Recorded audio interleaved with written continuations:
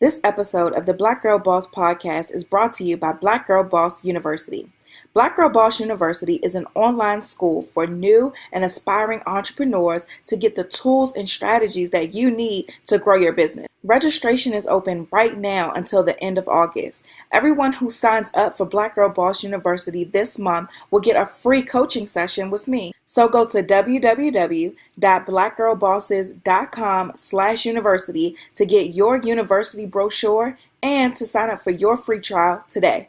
Let's start the show. Work hard for what you want in life.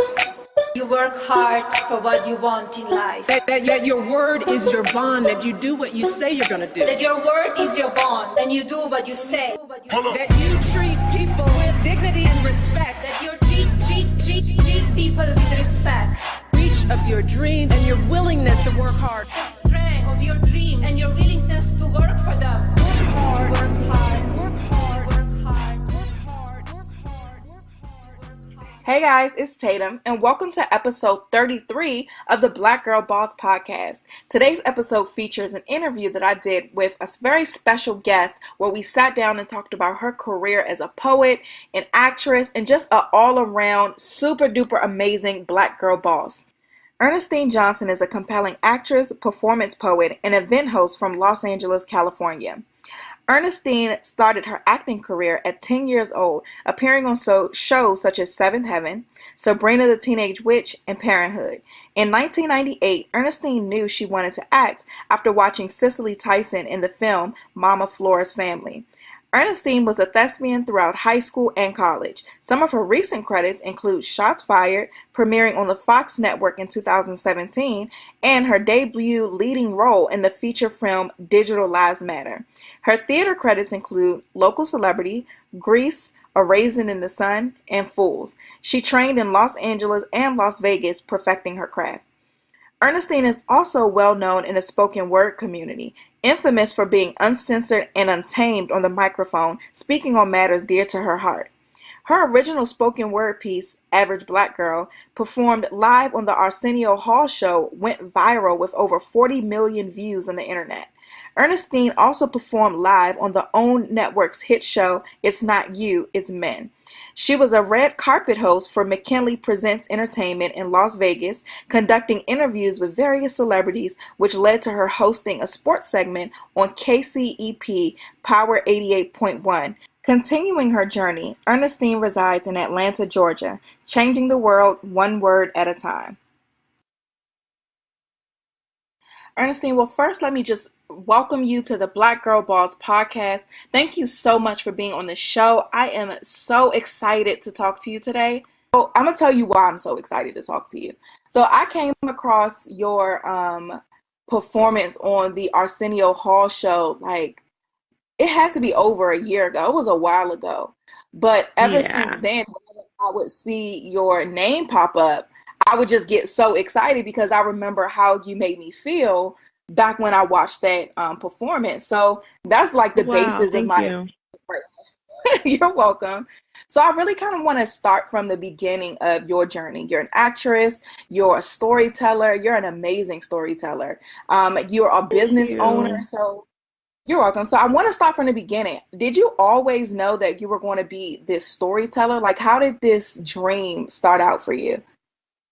I did always know what I wanted to do. I didn't always know the magnitude to which I would do it. I didn't know the impact that I would have, but I've known since I was 10 years old exactly what I wanted to do. I wanted to act, and I wanted to be a creative writer. I wanted to be a poet. I've known that since 98. Mm-hmm. Okay.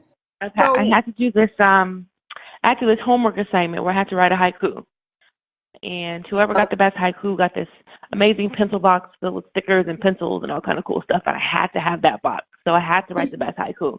So I wrote this haiku. I won, and my fifth grade teacher entered me into this national poetry contest. And I ended up winning my first national poetry contest at 10 years old. And that's when I really fell in love with creative process and creative writing.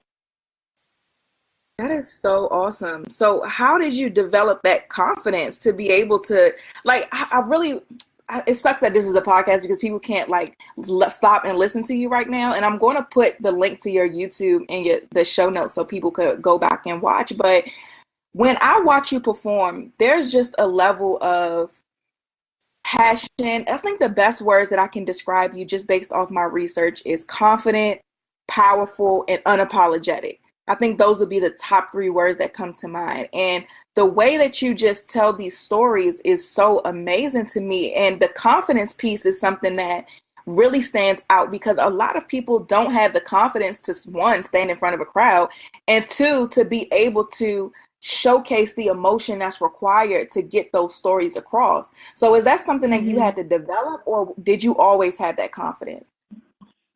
You know what's crazy is, and I actually probably just realizing this as you're speaking, I wasn't confident in anything else but that. Wow. I wasn't confident in any other arena, any other space. Never thought I was pretty enough. Never thought I was good enough. Never thought I was great in math. Never, all these different subjects that I just felt like I wasn't confident enough in. But when it came to writing, and it came to these raw emotions, and being able to bring them to a performance level, such a high performance level, I've always been confident in that. And that's probably the only thing I was confident in until I was 29, 30, walking into my confidence in everything, in every other aspect of my life.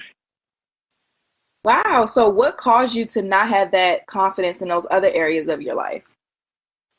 I think it's just, being a little Black girl and growing up and seeing all these white images and all these images that don't look like you, and, the standard definition of European beauty around you. So you don't feel like you're pretty, which, then equates to you not feeling like you're good enough for anything or anybody. And it's just, growing up with these images that don't look like you.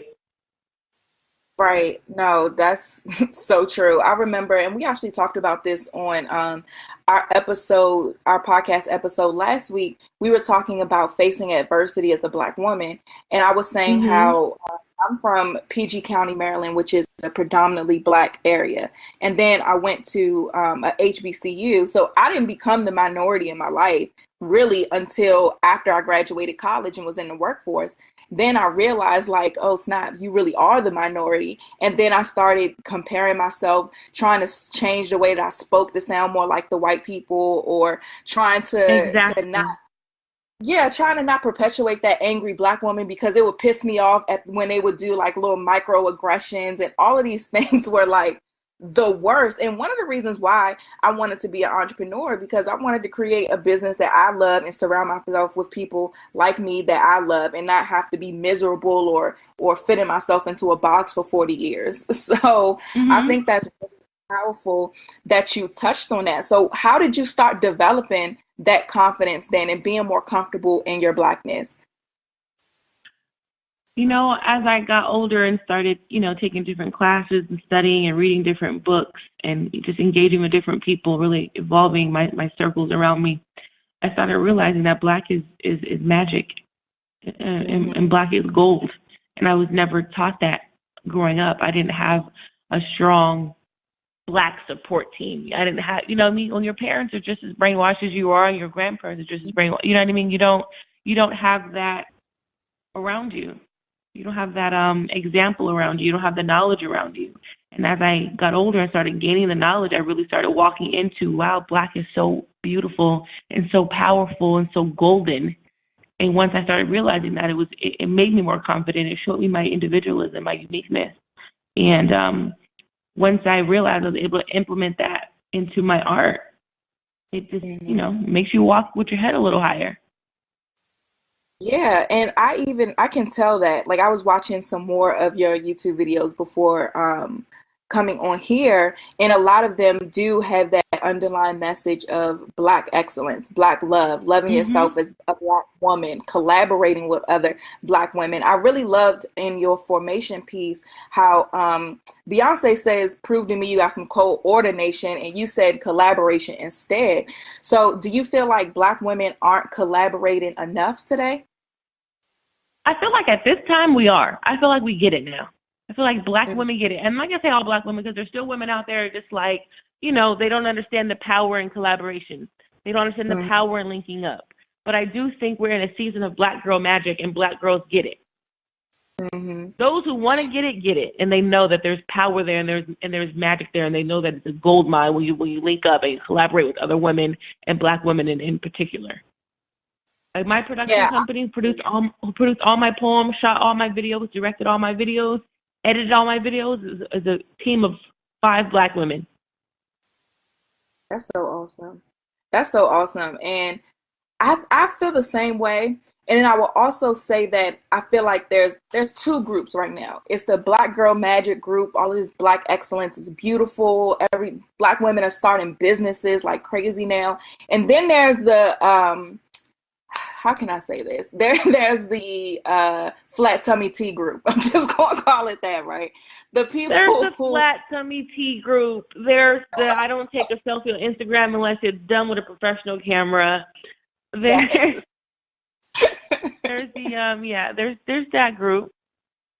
So what would you say to that group? Like, how do you feel about those women who feel like they have to all have this same body shape to sell stuff on Instagram or to I won't say sell themselves, but in a way kind of just like demoralize themselves in order to get all of these material things?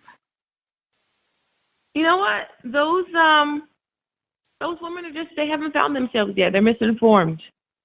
And, you know, it's my job and other women like me, like-minded women like me to continue to push the message. I always say if you don't understand the message, seek the knowledge. So it's my job to continue to push the message so these girls can get it and these women can gain the knowledge. And once you gain the knowledge, there's no looking back. So they're just misinformed. They're just uneducated. They don't know yet. They don't know any better yet. And they will. It comes with time. Everyone's journey is different. Everyone's moving at a different pace in a different race. Absolutely. So how do you feel about the whole Amber Rose thing? Like her version of feminism, I guess, is the best way for me to say it. Because I'm on the fence about it. Like, and I don't talk much. I'm on the fence about Amber Rose, and let me tell you why. I like Amber Rose. There's a part of me that loves what she stands for because it's raw and it's truth, and I believe in truth. I believe in everything to stem from truth, including art, and that's why my art is so separate from everyone else because it's just raw truth. So if that is her truth at this moment and at this place in her life on her journey, I respect it. And there's clearly multiple women who think like her because she has a whole support team behind her. And I get the message she's trying to get across. And it maybe hasn't all come together yet. The structure of it hasn't all come together yet. But I'm not mad at Amber Rose. Yeah, I think free and liberated in her own skin, and that's what we all wish to be one day. Is free and liberated in her own skin, and she's 100% there.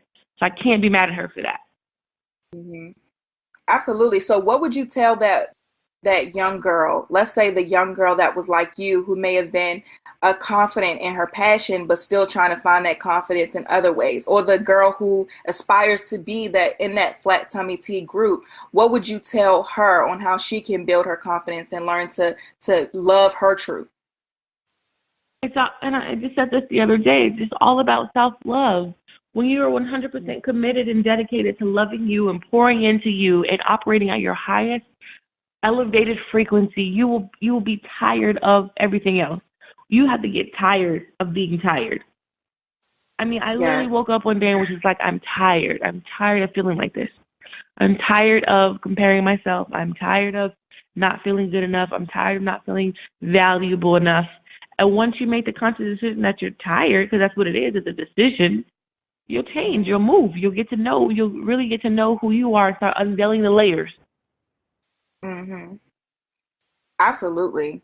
So I want to switch gears a little bit. So I read a statistic recently that said that 92% of people will die without living their dreams. And in my opinion, fear is the number one reason why people don't pursue their dreams. So what made you take this passion that you had, this natural gift, and turn it into a life as opposed to just a side hustle? I didn't choose it. It chose me. It literally chose me. I tell people all the time, it was God. God put me right where he wanted me to be. Again, I always knew I wanted to write. I always knew I wanted to, do poetry, but it was something I just loved to do. I didn't really think of it as a career. I never really said I wanted to be the next Maya Angelou. I want to be the next Nikki Giovanni. It just happened. It just happened. And, We always think we know what we want, but God will always show us exactly what we need. Absolutely. So, but as an actress, though, I'm sure that you have lots of auditions. I'm sure that And there on the will. acting side, yes. On the acting side, it's been a complete strategic struggle, journey, grind. But yes, acting classes, workshops, hopping on flights, taking meetings, switching agents. I'm in the middle of switching management now. It's a complete everyday, just fleeting journey. Mhm. So, what are the biggest struggles right now as it relates to your acting career? Here's the thing: when you have walked into your power, you finally have walked into your power, walked into your confidence, operate from your 100% truth. You got there finally. Took you 30 years, but you got there. So every woman is searching for. I know women who are millionaires, run companies, and still are unhappy with who they are. When you finally get there and you feel great and you're operating at this frequency, and then there's this other side that keeps trying to pull you back in, because every day you get told no. No, you didn't get the part. No, you weren't tall enough. No, you weren't short enough. No, you weren't light enough. No, you weren't dark enough. No, we went with somebody else. There lies the struggle. There lies the battle of you being this confident, powerful queen that you've walked into, but then you've got this nagging, just something always pulling at you, telling you why you're not good enough. Nope, you didn't deserve this part. Nope, you weren't valuable enough for this part.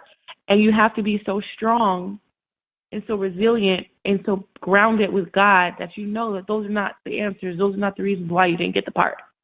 You just have to keep in mind that what's for you is for you. Your part is coming. That's the daily struggle. So as far as, and you know, I totally agree with that, because I feel like that's what makes a lot of people even not start businesses. They'll be like, I'm going to put this out there, nobody's going to buy it, or nobody's going to want to work with me, or they may have gotten a lot of rejections from people that they may have wanted to work with.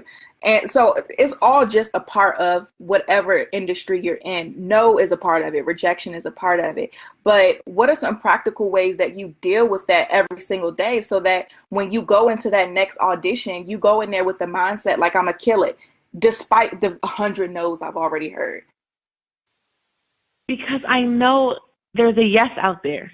That's what keeps me going. I know there's a yes. It happens around me every day. I literally get calls every week like, guess what? I just booked a lead role in this series. Guess what? I just booked a lead role in this feature film. And so I know that there's a yes. The possibility of possibility is what keeps me going. And just walking in the fact that I know that I'm the shit. And I know that I'm good enough. And I know that I'm worthy enough.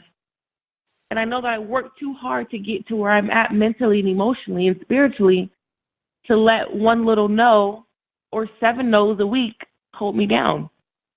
The yes is there. It's coming. And it's my faith in God. God already told me what's coming for me. But it doesn't happen on my time. It happens on his time. Absolutely. Absolutely. I was in our episode last week, I said the same things. My co-host had asked me, like, what was one of my biggest things that I had to deal with when I became self-employed. And I was saying that one of the hardest things is to know what the calling that God has in your life, and to what magnitude, and for your daily life to not look like that. That's the hardest thing. I don't care what anybody says. That's one of the hardest things to deal with, because you constantly have to check yourself. And even you have to be mindful of how the devil works, because in that kind of fragile or growth process that you're in while you're waiting for the promise, that's when he starts to play on your mindset. He starts to be like, see, you thought that you was going to be this. You're not going to be that. Like, that's where he plays. So it just takes so much intention. Like, you can't go about any journey without being mindful of how the devil works, and how you're, one, knowing that he's already defeated, and two, knowing, having practical ways that you overcome those things every single day. So I love that you say that. So our listeners are not like, Tatum just always preaching every week. I'm glad somebody else said that. No, I mean, that's the truth. And I think it's not talked about enough. It's your relationship with God, and how grounded you are with your relationship with God is a huge part of your journey. I mean, It's 100% part of my journey. Mm-hmm. Wouldn't be where I'm at without my faith and keeping myself grounded and keep the people around me help me keep me grounded and allowing God to use the people around me as vessels. Having a mentor, having a strong circle, having a strong support team. You know what I mean? All that plays a huge part.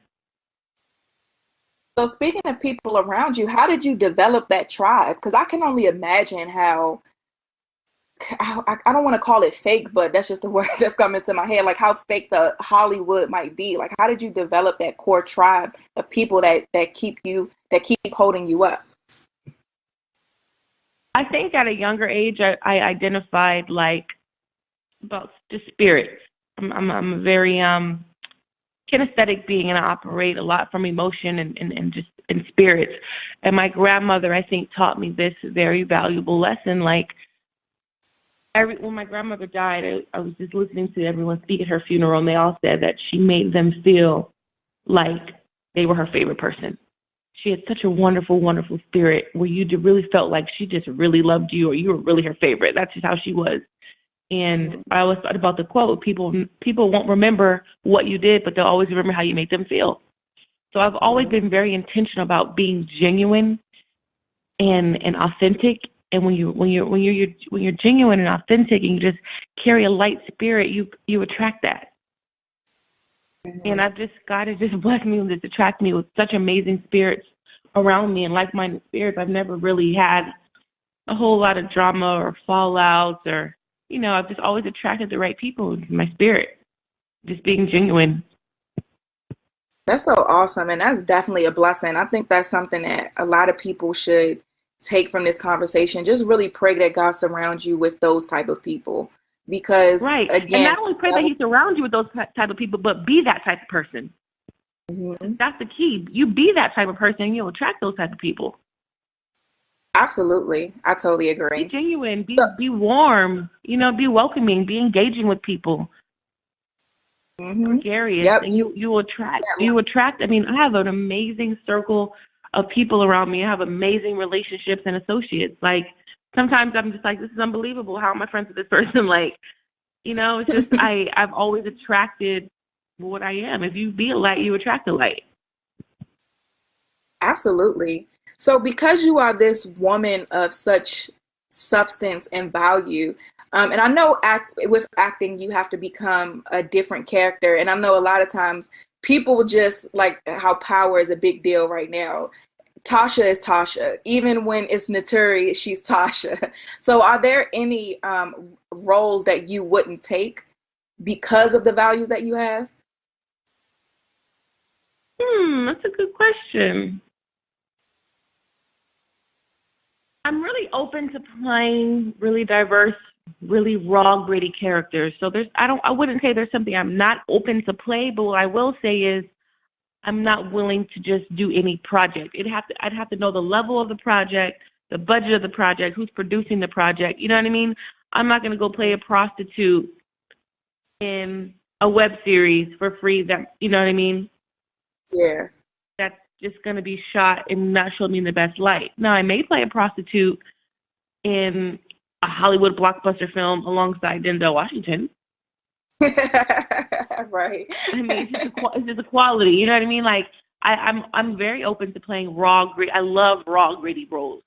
So I'm actually dying to play something just raw and gritty and dirty. I love that. I love the grit. But it would have to be done right. It has to be done with some tact and some class, and it would definitely have to come with a check and a high-budget production. Right. And I think that's a really good point, because a lot of times, especially when you're waiting for that yes, people think that you just have to, I'm just waiting for that one yes, and they'll just take it. But again, not being necessarily mindful about the details of it or mindful about the quality of it. Because I think that a lot of times people don't really slow down enough. And this all really goes back to knowing your worth and knowing your value, because if you don't stand for anything, you'll fall for everything, So I think that that's an important point that you made. And it takes a strong person. It takes a self-aware person to be able to turn down some yeses, even while you're still in that struggle point. Like, I think that is so commendable of you to have that mindset, to know that if it ain't for me, if it's not this quality, I don't care how many no's I've heard or how It's long not I've for been me. waiting. I've turned stuff down. I turn projects down even now. Like, I'm like, I don't care how cool we are, what the relationship is. Send me your script first. I need to read it. I need to know the story. I need to know how I'm being painted. I need to know what I'm putting out there. I make sure I'm being represented well in this script and in this story. Absolutely. So I want to ask you about one of your videos. It was called Black Love. So there was an image. Yes, in one of my favorite poems.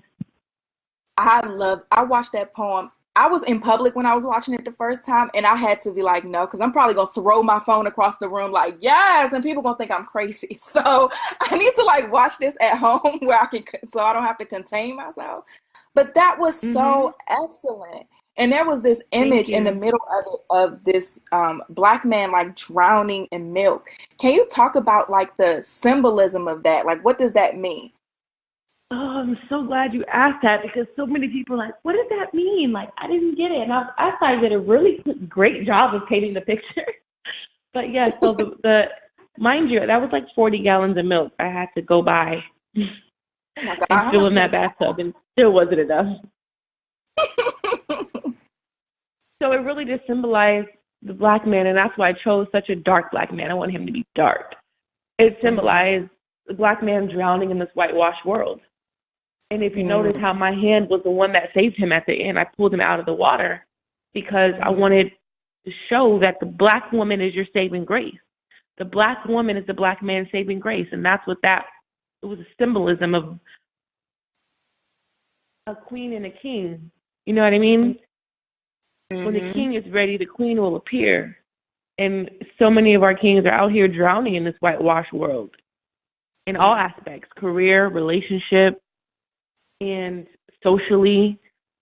And I wanted to show that, I still believe in Black love. And I believe, if you believe in me, that I'm your saving grace. The Black woman is a Black man's saving grace. And that's what that was. Absolutely. So I think the foundation of Black love and the foundation of having that healthy, most importantly, healthy Black love is, one, the self-love piece, and two, being intentional about the partner that you choose.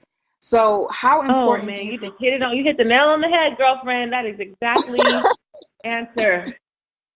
Thank you. My girlfriend and I were just talking about that. It's just like being intentional, and it's not just about your needs and your wants. So you want somebody fine, you want somebody with a big butt, you want somebody with a six-pack, you want somebody who works out every day. It's not about that. It's not about that. And when you love yourself 100%, like I said, you'll know that. You'll know that it's so much deeper than that. And it's really, you have to be intentional about finding or allowing the person to find you who's right for you. Not just right, but right for you. And pours into you, and you can pour back into them. It's so much deeper than just, oh, let's be lovey-dovey and cute, and you have a big booty, and we look good together, so let's take Instagram pictures. And that's what people think relationships are now. No, seriously, the hashtag relationship goals is like real life for a lot of people. Right, and I think now we live in such a social media-driven world, people let the internet rush them. Like, don't let the internet rush you into anything, into starting a business, into a relationship. Like, don't let the internet rush you. The internet will rush people. When you look at Instagram all day, you start comparing yourself and comparing your life and wanting this and wanting that, and you don't know these people's journeys. This is like, don't let the internet rush you. That is a word right there. Don't let the internet rush you. Absolutely. So for those people who are feeling a little bit rushed, who feel like they've been waiting for their king forever, what would you tell them? What are some qualities that they should really pay attention to so that they aren't repeating a cycle of hurt that they may have had before? Well, first, let's talk about you first. Let's get that together first. Love you first. And when you're 100, I ask God to prepare me. Don't ask God for what you want, because God already knows what he's going to give you. He's waiting for you to get prepared. Ask God to prepare you for whatever it is that you want. And when you meet that person, or that person, when you find that person, or that person finds you, really be intentional about identifying, does this person have what I want? does this person fulfill me spiritually, mentally, emotionally? Is this person intentional about pouring back into me? Mm-hmm. You know what I mean? Knowing a person's goals and how they think and their aspirations and, you know, how they think about family, what their values are, what their morals are, what their spiritual beliefs are. Mm-hmm. And I'm glad you brought up God and the spiritual piece, because there's definitely different levels to Christians and there's different levels to Christian relationships. And something that I saw that you and your boyfriend talked about recently was abstaining from sex. So, and I think that a lot of people, you're in a Christian relationship and sex is still there, but it takes a whole different level of strength to totally surrender your relationship with God and denounce and not give in to your natural desires in order to keep that up. So how did you guys come to that point, and how are you able to, more importantly, continue that in your relationship? I think, you know, mutually we just decided, you know, we just want this relationship to be different, because the way we met, the way it happened, we just really felt like it was God ordained, and we wanted to do something different than we've done in any past relationship. And most of the times in past relationships, you just really didn't get to know that partner fully before you committed. So we really just wanted to get to know each other without the influence of sex. And because sex can really overpower the relationship. And once the sex is boring and you're over it, you don't have anything else that you're attracted to about your partner. So we really wanted to just get to know each other. And I don't know how hard it is for men in general. I know for him it was probably a struggle in the beginning, but once we just started really getting to know each other and building a friendship, it was just like, you know, you're really with your friend. You're getting to know your friend. You're becoming best friends with someone, and that's still a good feeling. And when you can be around someone and build with them without sex, it's a great feeling. That's so amazing. And your piece that you did on the Rev Run and Tyree show, that the person in that piece was told like the total opposite of what you're talking about right now. Like what drove you to write that piece? Wow, I wrote that piece in college in 15 minutes, like on a 15-minute lunch break. I was working at ESPN Zone, and I had like a little 15-minute break, and the piece just came to me as all my other poems have. They just come. And I wrote it because it's just like, I think that's when I identified, I started to identify I'm tired of allowing, you know, giving myself freely and allowing and seeing other women around me. Really, it was other women around me giving themselves freely and hearing, you know, girls talk about, you know, this man ain't shit and da-da-da-da and all, you know what I mean? It's just like, why does it have to be this way? What is the common denominator here? And I was just like, we give ourselves too freely. You give yourself too quick, too freely, and it's you're not building. And that's where that poem stemmed from. It's just like, I'm tired of not building. Let's build first. And I knew so many other women around me could relate because that's all I was hearing. It's all conversations around me in college and, you know, in the hair salons and my friends. It's just like I saw so many women, and not just Black women, that was all women, have this in common. So I said, let me put this in a poem. Absolutely. Now, that poem was super duper powerful, and that reminded me of a lot of women that I know as well. And to be honest, it frustrated me as a friend to like listen to that all the time, because it was like, girl, when are you going to do something else? Like, I know y'all tired of me. You give that opinion to your friend, that advice to your friend, but you're low key still doing the same thing. Exactly. So in all of this that you do, you're an actress, you're an amazing storyteller, you perform. How in the world did you start a concierge company? Like, tell us about that. So I was working for Neiman Marcus. I worked for Neiman Marcus for 5 years. I initially started in Las Vegas at the Fashion Show Mall and then transferred to Atlanta, Lenox Mall.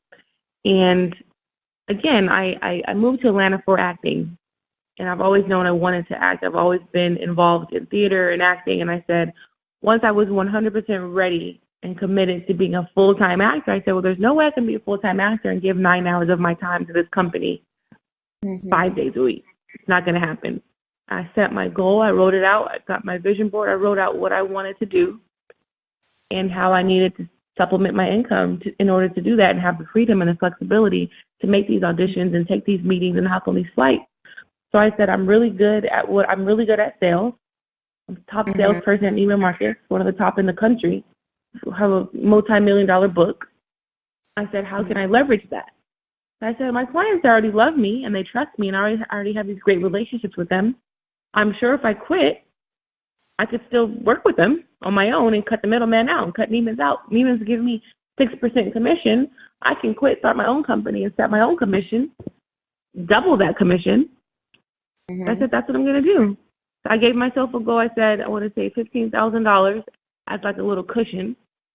So I saved $15,000. I said, this is how much my rent is. I want to have at least 6 months worth of rent. So let me save $15,000 just in case it doesn't work out. I have a little cushion, a little flexibility, a little security.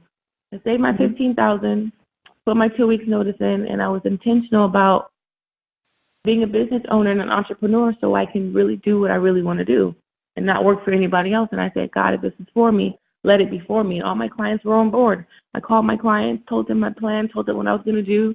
They were all on board. I put my 2 weeks notice in and formed my LLC, started my company. That's so amazing. The tools that I already learned through Neiman's and started my own thing. I clocked out April 6, 2013. I said, God, please let this be the last time I clock into a job. And I have never clocked into a job since. That is so amazing. Like, you just dropped a lot of gems I'm not sure people caught. Like, first of all, God was present. Like, God is the best business partner, period. And two, yes, and you created a plan and you executed on that plan.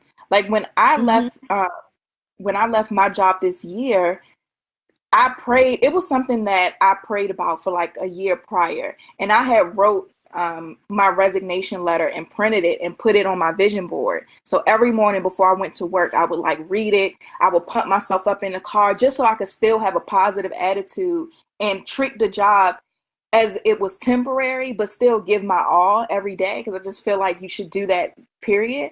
And then when it came to time for me to actually hit send on it, I was praying and God was just like, it's time. Like, it's time for you to go ahead and leave your job. So I was like, but my plan wasn't even to leave when I left. It was to leave a couple months after. So I was like, oh Lord, he want me to leave now. So then when I left, just my journey thus far has just been, God continues to show up. Like, God is a provider. Jehovah Jireh, that's who he is. He's a provider. And even though, like, in my journey, even though I may have not have had everything that I wanted or seen or been able to experience all of the blessings and abundance that I know is coming, I've always had every single thing that I needed. You know what I mean? Everything and that so he provides it. And you know why? Because you took the first step. God wants you to move. He wants to see when you're ready. When you're ready, he'll open the gate. When you're sitting around twiddling your thumbs, just wishing on a star, thinking it's going to fall in your lap, it doesn't happen that way. You have to make a move. You have to take action. You have to execute. Absolutely. Absolutely. So I have like 2 more questions for you, and I don't want to keep you too long, but I really can talk to you all day. So from a business perspective, like your performance on the Arsenio Hall show had like 40 plus million hits.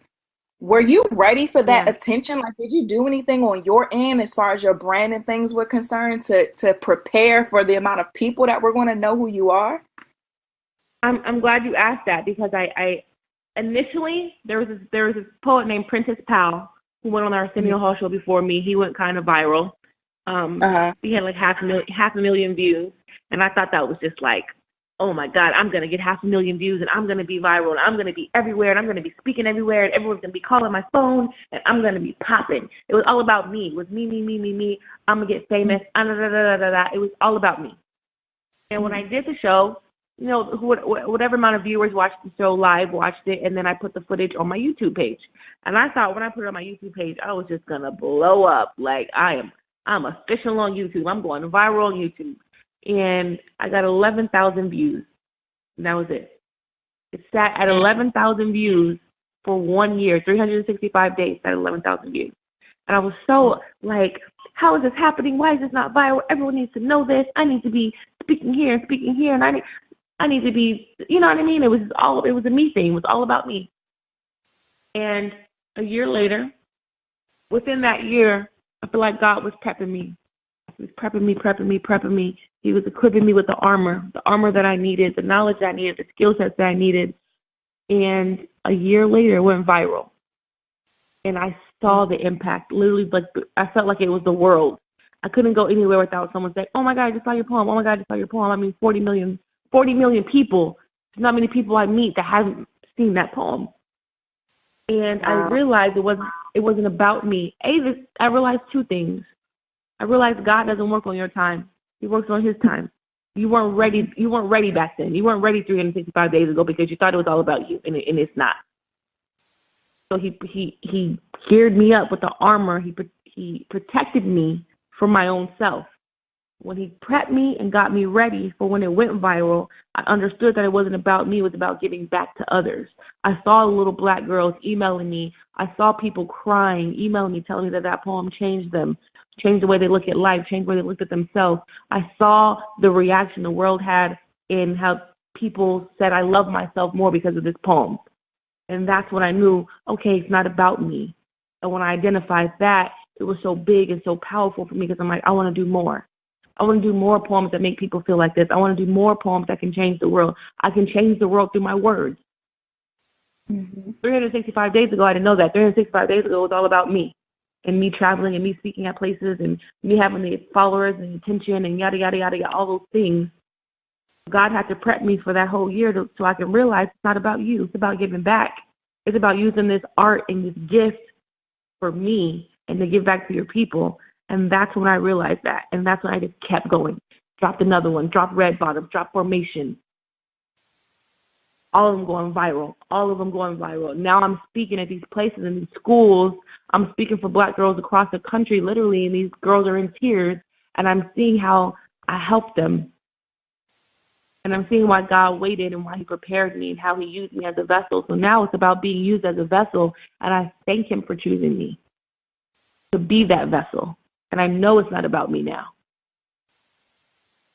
Absolutely. That's amazing. I think that is the perfect place to really wrap things up. And so my last question would just be, for all of the Black girl bosses listening right now, our audience is full of new and aspiring entrepreneurs and people who are in careers as well.